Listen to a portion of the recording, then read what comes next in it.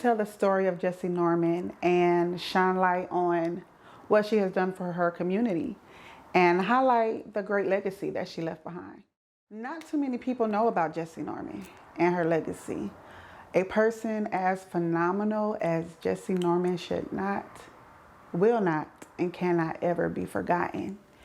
Just some of the people that she has encountered, you can tell that her touch was special and the presence in their lives will forever live on. My name is Gary Dennis, and I'm the executive director of the Jessye Norman School of the Arts. The first time she called me at home on a weekend, I was giddy. I got off the phone and I was like, Jessye Norman just called me. Which was, Jessye Norman just called me.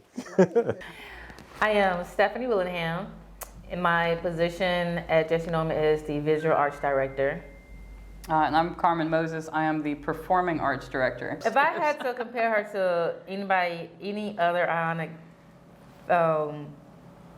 person I can think of would be Patti LaBelle.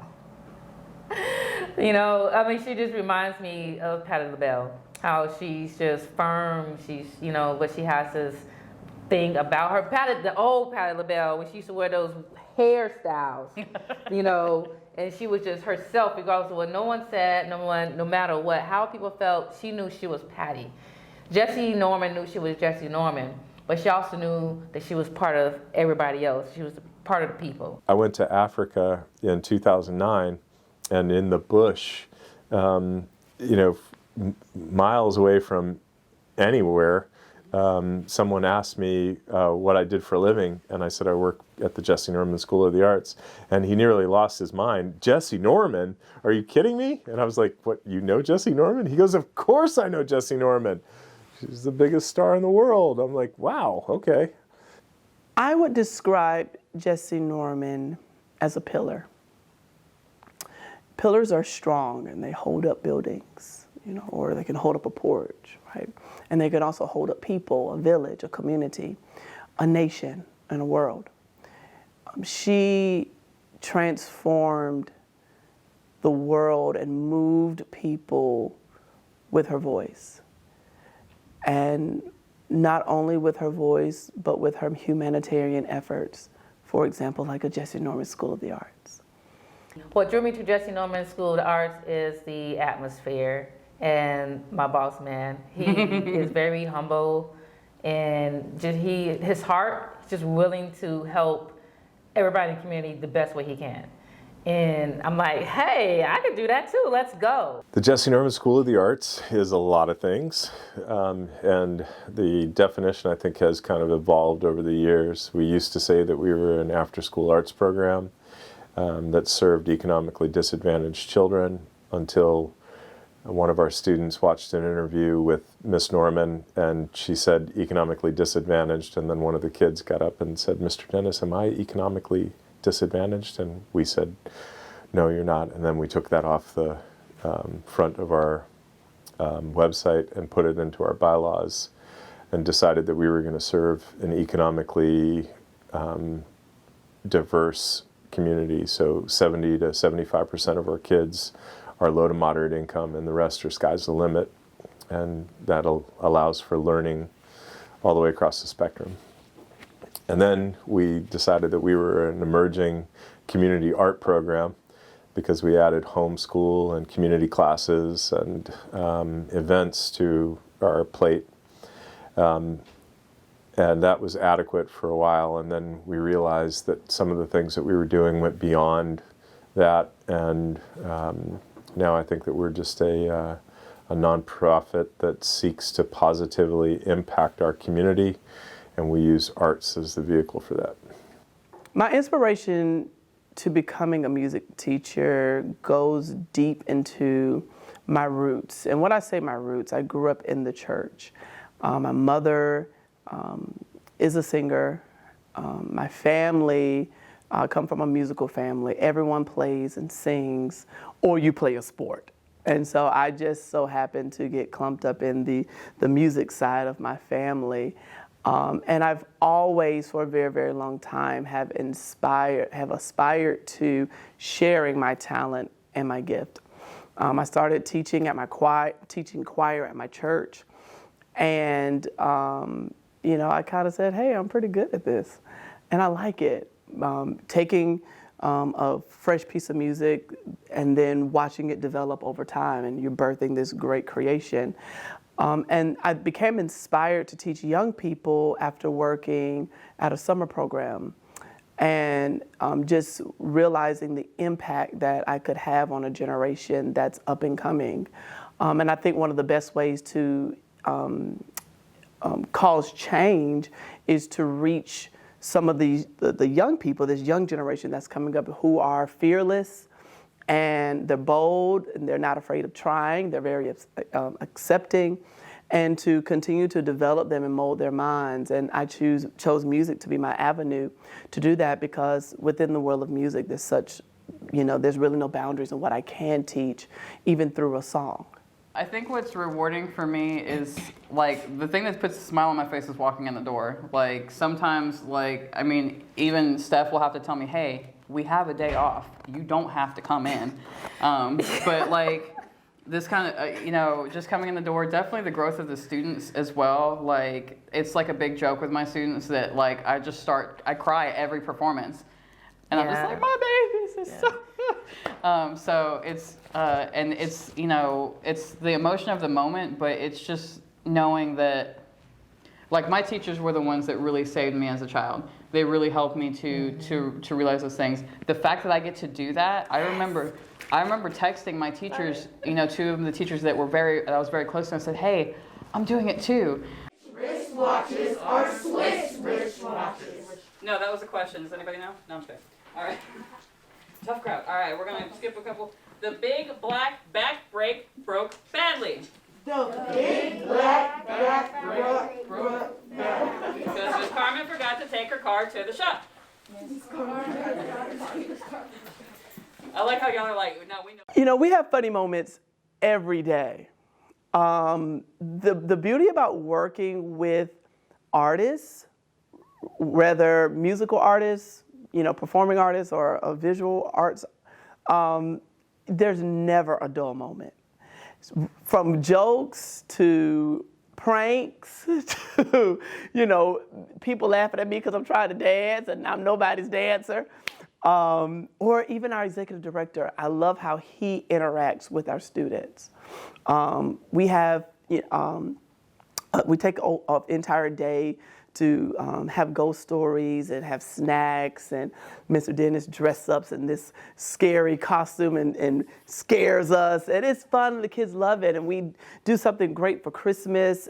We just take a day, an entire school day, and have like a pajama party. It's just great, and he gets so engulfed in it, and I sometimes get a few laughs from him. I'm not good, Mr. Dennis, I'm sorry, but it's all in good fun. You will expect goofiness, some point of concentration, more goofiness, more fun, some realism, and then on top of that, some more goofiness. But yeah. For everybody. Oh. And mind you, if you're tall and you like standing like this, you gotta get low with the lower people, okay? Exactly. There you go. Give me lines. Don't give me. I want to split, okay? I do not want to split. I just want a line right here. My name is Sol Aloysius Tucker, and I am the dance instructor and choreographer at Jessye Norman. I had a lot of role models growing up, and one of my biggest ones was my sister, and with her being an amazing dancer, it made me want to improve my own craft. Rather than sitting in my room dancing in the mirror and everything, I wanted to create my own creations and have them on stages and broadcast it on TV. So it made me want to do my own thing in Sol's way.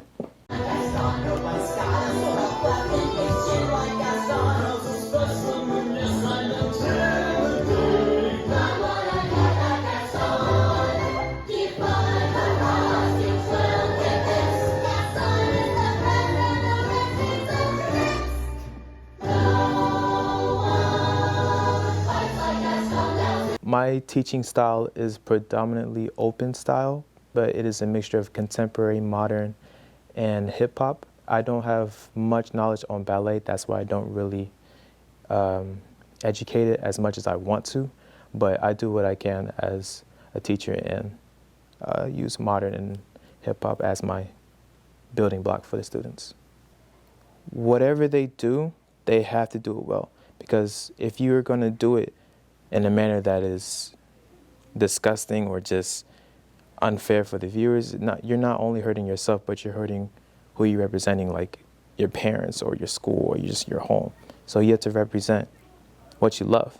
And if you really love what you love, then you're going to do your best. So I put that mindset into them, and they go out there and bomb it. So I like to incorporate hip hop because especially kids of color, they need to know the history and the pioneers of the dance genre, and also just the genre in itself, because it's been a huge influence of the years, cultures, people, everything. I think it's important for not only my students, but for everybody to learn dance, or just dance for themselves, because it's an amazing source of happiness to grab from. Like, if you don't know how to express yourself, just dance. It doesn't have to be professionally. It doesn't have to be like, oh, I gotta get this 8 count down to be on the big stage. It doesn't have to be like that. You can just dance and let it all out, and you'll feel better, 100 times better. With me being a student here, how has it improved me? It let me be who I wanted to be in a space where I thought I was going to have to mask myself again. There's been times where I felt like I had to take a piece of me and hide it, so I don't come out as an embarrassing kid or someone that's really weird or creative or anything like that. So this place has really, really helped me just spread out, stretch, let me be myself. I don't typically get starstruck. And when I first started here, I had no idea who Jessye Norman was. Don't tell anyone that. But I really didn't. And, of course, when I started, I looked her up and I did a little bit of research, and I had a pretty good idea, I thought at the time, of who she was. And I didn't. I met her, I think, the very first time at Payne College, and I was terrified. Like I said, I mean, not usually starstruck. Spoken to celebrities before, and didn't faze me much. But she was important, and I got the feeling from the very beginning that she holds everyone around her to a really high standard. So if you don't have your ducks in a row, you're going to get called on the carpet for that. So you really had to be prepared around her. But I don't know. I think I met her a couple of times after that. I met her at a fundraiser for a golf tournament, and you may have seen the picture where she's holding a golf club like a baseball bat. And then I realized, okay, she's got a sense of humor too. And she really had a beautiful sense of humor. I think she was amazing. I was always very shy around her. And while the rest of our staff and faculty and board were, asking her for photographs or autographs when she was in town, I kind of stayed back until her and one of her friends invited me to her 70th birthday in New York City. And I jumped on the opportunity. And at that point, I was like, I can't be shy anymore. You're too much of a hero.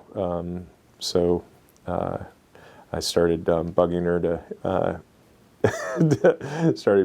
to take selfies with me and dedicate some of her time talking with me. My inspiration to becoming a music teacher goes deep into my roots. And when I say my roots, I grew up in the church.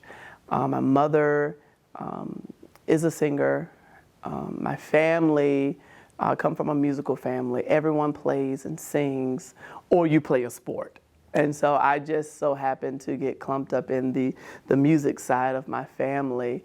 And I've always, for a very, very long time, have aspired to sharing my talent and my gift. I started teaching choir at my church, and I kind of said, "Hey, I'm pretty good at this, and I like it."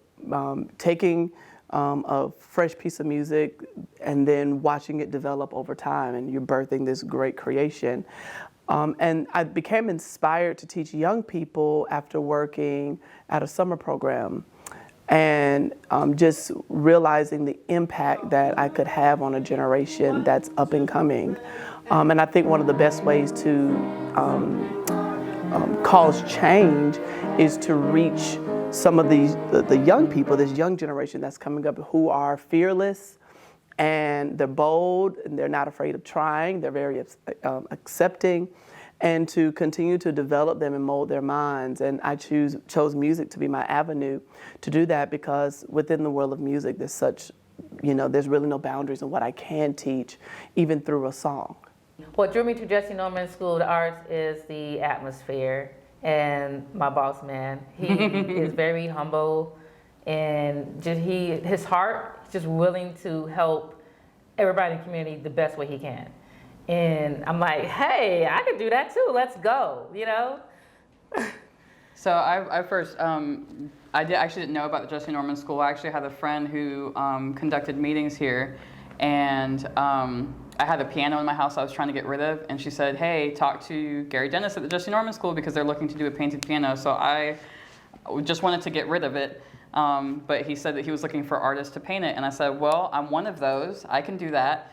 And I was the one that did the first inaugural piano for the piano project, and I said, hey, the first time I was in here, and I think this is true for a lot of people, is there's almost a healing environment here. It's very strange.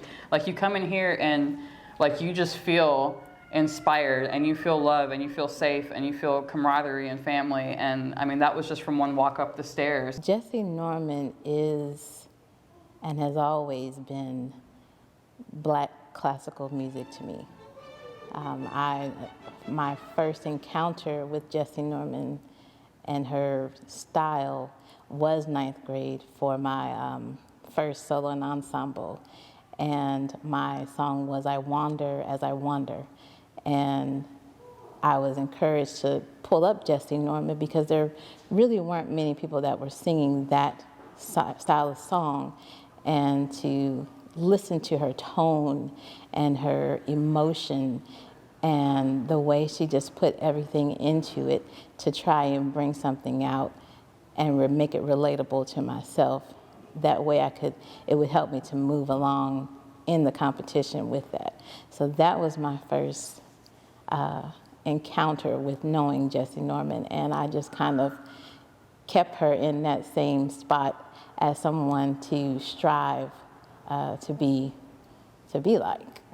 The thing that drew me to it was that my instructors in high school found out that I had a voice, and they kind of encouraged me to do different competitions. Oh Hanukkah, let's light the menorah.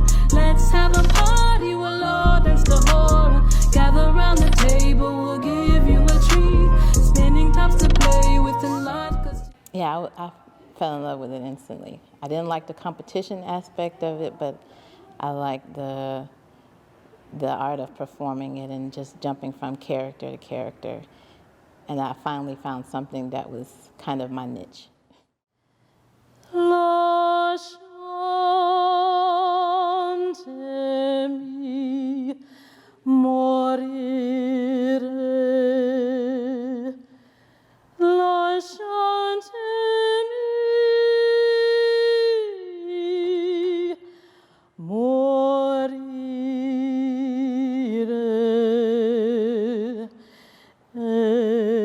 che volete che mi conforte in così dura sorte, in così gran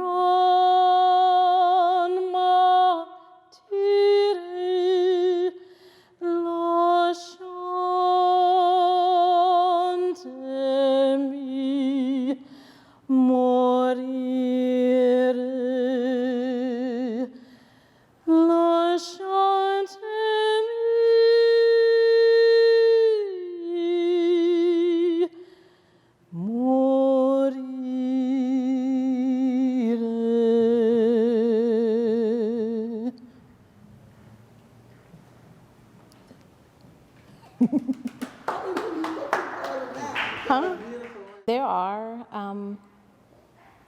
several operas that are in English and a lot of operettas that are mixed with classical music and dialogue, so that's more than an operetta, but most are in Italian, German, French, those type of places where they've come from. I did learn to speak a little bit, but mainly I learned how to enunciate it. I took different diction classes, like French diction, Italian diction, German diction, and I also had to take English diction because English diction is not American diction. It's totally different things. So yeah, you do prepare to sing those because then you also have to be able to translate the words of the song so you know what you're singing about. I think you know a little bit about our history. We started in 2003 as the Rachel Longstreet Foundation. Jessye Norman School was a program of the Rachel Longstreet Foundation. We operated in St. John United Methodist Church across the street. We rented a couple of Sunday school spaces upstairs of the sanctuary. We ran that until 2008 when Peter Knox gave us this building that we're in. The second floor was renovated almost as you see it because of a former partnership, and then the downstairs was completely gutted. So the first order of business when we arrived in the school was get the program up and running, and then we immediately started expanding the number of students that we served while simultaneously running capital campaigns. And our board, I was one of the doubters, but they proved me wrong almost immediately, raising about $125,000 in addition to our operating expenses every year so that we could put about $1 million in renovations into the school over the last 10 years. We added an elevator, we added 4 classrooms, we added a kitchen and a pantry, and renovated the Knox room, which is our gathering space and our theater space. Jessye Norman, our namesake, as you know, she passed away in 3 years ago now, I think. And we're one of her legacies. You know, when you say we've taken it to the next level, we're on our way. We're not there yet. And one of the things that I think is a continuous challenge for organizations our size is to field enough players to actually win games. You know, you can maybe win a softball game, you know, with down a couple of players, right? But you're not going to win the season unless you field a whole team. And the last couple of years have really been working hard to field a fully functional support mechanism for the school, and then distribute that, because that creates a lot of fixed cost, a lot of overhead, and then distribute that over a bigger number of students and community members served. So we've expanded our programming into seniors.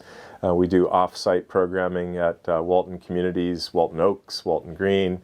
We do off-site programming for Savannah River Academy. And last year we ran off-site programming for summer camps, and we'll be doubling that this year, which almost doubled last year. That's an important, it's not to brag about our growth, it's an important part of making us sustainable. We've expanded to the Kroc Center, where we provide art enrichment services for them on a contract basis. And when I say contract basis, I don't mean we're providing services to them for a profit. We're providing services to them to reinforce our core competencies and to make sure that our part-time teachers have the opportunity to develop year over year and stay art teachers and not have to take part-time jobs in order to support themselves. Not only do we help run the school, but we also help run things that need to be done in the community. because we have other programs that Yes. needs assisting, that needs help. Yeah. Like we have the Y, or is it, no, the Croc Center. Yeah, so we have outreach classes. SRA, yeah. We also go to SRA, which is a school in Columbia County. They come to us sometimes, but we also provide arts enrichment for them. We have our Fabulous Friday/Wednesday homeschool classes. Our teen classes are on Wednesday, and our all age classes are on Friday. Sometimes we teach for those as well. So we're pretty, Yeah. we'll be directing 1 minute and teaching the next minute. And then we do the whole assisting with homework services. So we're providing that academic services as well. So we provide for that, and also we help with we have TAP. We have TAP classes, yes. Where we have music classes going on. So just like throughout the day, Private it's like lesson. always private lessons. There's always something throughout the day that needs Yeah. attention. It's like other than director. our babies. Teacher, registrar. Right, like so many things that we've learned just being in the position that we're in. Oh, it's yeah. amazing. Like I could go anywhere, but like yes, I have that skill. Yeah. Some of the events that occur throughout the year, our biggest one is our marquee event. That's our annual benefit concert, and it's usually a world-known headliner like Jessye Norman has performed, Audra McDonald has performed, Wycliffe Gordon, Branford Marsalis, and the Joey Calderazzo duo. There've been some really great entertainers who've graced our stage. Our own Russell Joel Brown, and one of our most successful concerts ever was he and his sister and Wycliffe and his sister, the Karens, Russell, Wycliffe, and the Karens, which was pretty awesome. And like I said, it was wildly successful. The community really came out and supported not just the school, but the Gordons and the Browns. We do 2 performances during the summer camps. So we do one in June and another in July.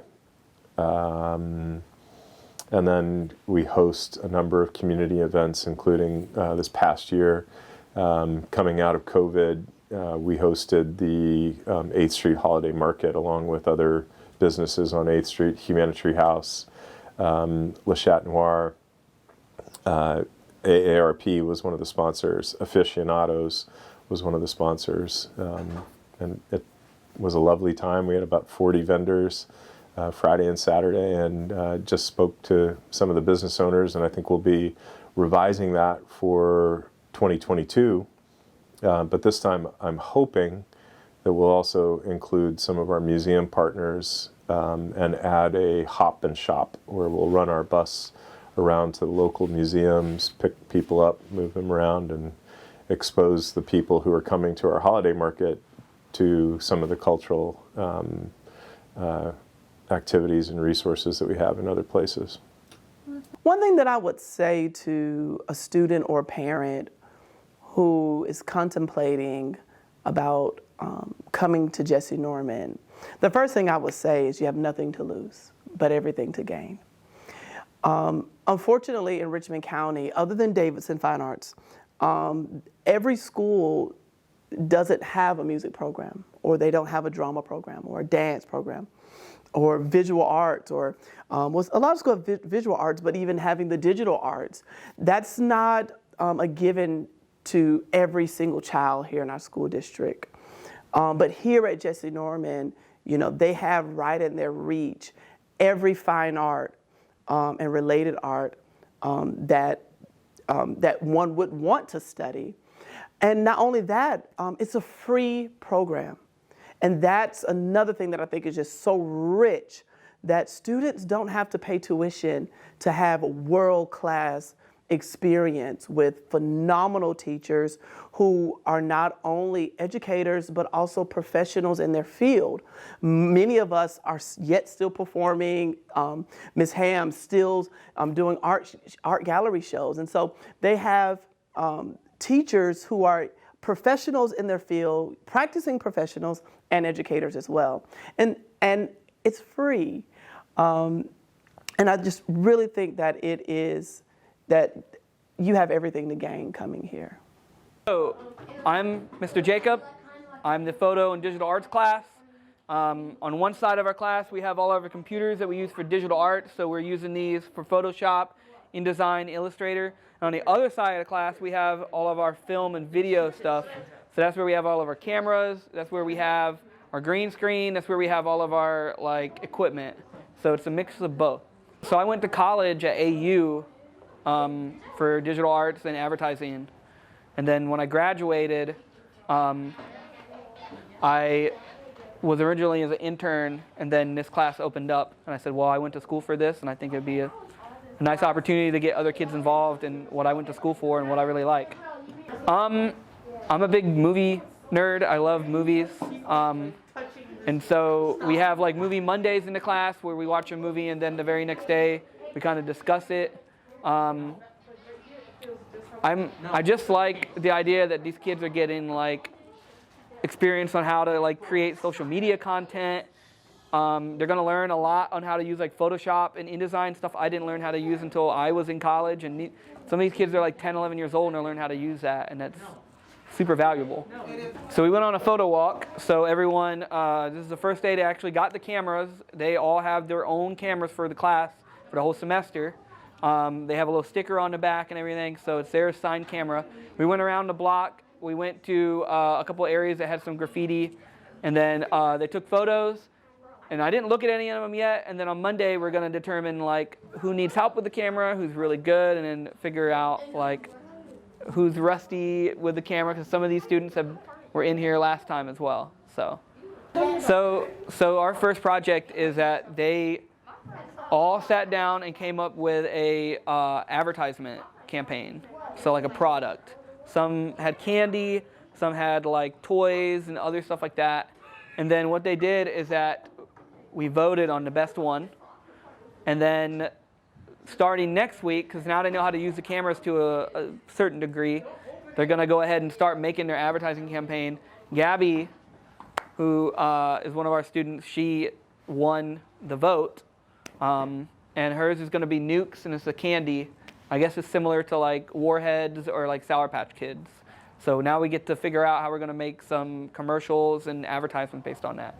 I think they're going to have a leg up compared to a lot of the students in going to public school, and then they go home and there's this kind of relaxing. They come here, they're getting an actual secondary education, so to say. And so yeah, I really love working here because we have a lot of talented kids, and a lot of them, they come in and they're afraid to do something, and by the end of the semester, they're pros at it. So it's really nice. Seeing my students succeed and thrive, whether it's in the music or personally, seeing them grow from one place and to a new place. I can remember a student that I started with my very first year and used the words "I can't," and now this very same student is taking on lead roles in productions and singing solos. And so those type of moments and those type of experiences put smiles on my face. Augusta has a great musical legacy. We have a fantastic musical legacy with James Brown, and I think that has been recognized, and the city has committed themselves to marketing Augusta as a music city. And I think it's only a matter of time before it's not only marketed as the hometown of James Brown and the godfather of soul, but also Jessye Norman. And I think that this is going to be a mecca for cultural music, or for classical musicians in the future. People just don't know it yet. I don't know how many people in Augusta really recognize the significance that she had in the world. Her career was, she was being groomed to be the next Luciano Pavarotti, the world's most famous opera singer. And this is after she retired, and they'd set her up with all of the PR and all of the talk shows, and it wasn't her. And she let people know right away, I don't do well being marketed. And she just pulled herself back from that as gracefully as anyone could, and was happy with the legacy that she'd cultivated on the stage, which was tremendous. I think I may have told you that I feel like the pinnacle of her career was when she sang for the 200th anniversary of Bastille Day. The French culture minister was taking a lot of flack for selecting a black American woman to sing the French national anthem for the 200th anniversary of their country. And within 30 seconds of her beginning the song, the camera pans around the crowd and everyone is bursting spontaneously into tears. Right, and the scene was epic. I mean, she's being pulled on a barge around the square with this huge red, white, and blue gown of the French flag, trailing with a huge long train behind her, and just belting out La Marseillaise, and immediately won over the hearts and minds of the French people, so much so that they awarded her I can't remember the name of the medal, but she became a national hero for France, and they've never let her forget it. Constantly reaching out for more honors, and that was broadcast live to 500 million people in 1989.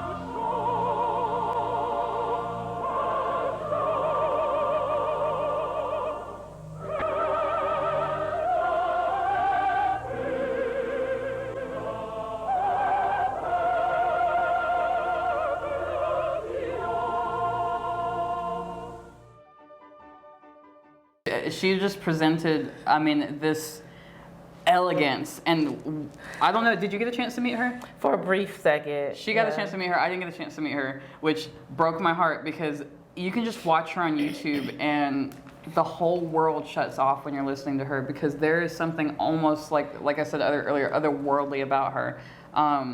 You know, she's Augusta native. I can give you like the facts, but those are available anywhere. I think what I want to say about her is that she's created this legacy just by being true to herself, by being passionate about her craft. Like you can't not be inspired by that. So I mean, when we talk to our students about her, we're like, you guys are a part of this legacy. If it wasn't for Jessye Norman, we wouldn't be in this room together, and like what. There's so much to say about her. Yeah. Just elegance and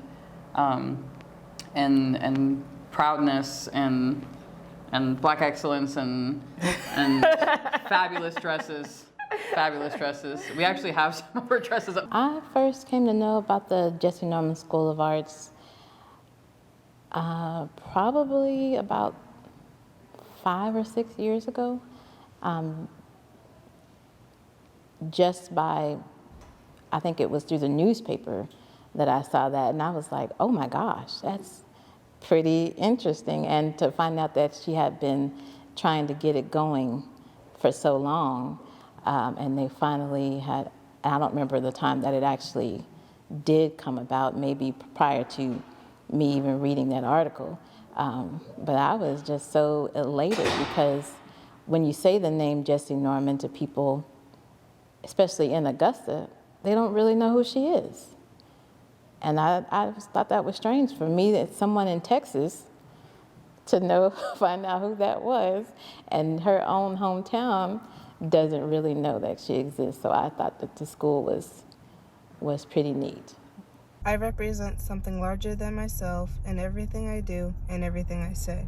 I represent myself, my family, my school, and the Jessye Norman School of the Arts. I will strive to bring honor to all that I represent by doing only my best, saying only my best, and being only my best. I am a student of the Jessye Norman School of the Arts. When we've been there 10,000 years, bright shine.